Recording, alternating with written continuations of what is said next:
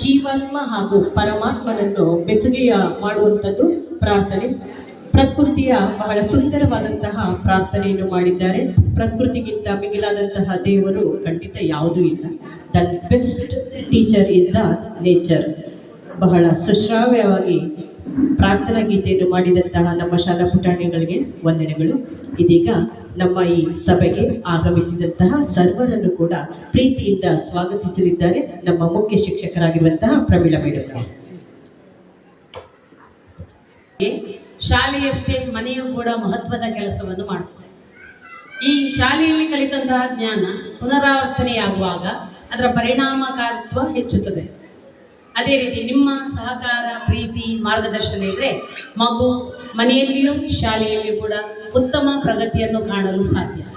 ಈ ಪೋಷಕರ ಸಭೆ ಕೇವಲ ಸಭೆಯಲ್ಲ, ಇದು ಮಕ್ಕಳ ಭವಿಷ್ಯವನ್ನು ರೂಪಿಸುವಂತಹ ವೇದಿಕೆಯಾಗಿದೆ.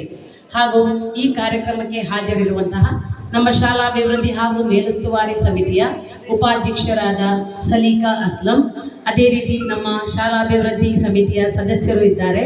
ಅಧ್ಯಕ್ಷರ ಅನುಪಸ್ಥಿತಿಯಲ್ಲಿ ತಮಗೆಲ್ಲರಿಗೂ ಪ್ರೀತಿಪೂರ್ವಕ ಸ್ವಾಗತವನ್ನು ಕೋರುತ್ತೇನೆ.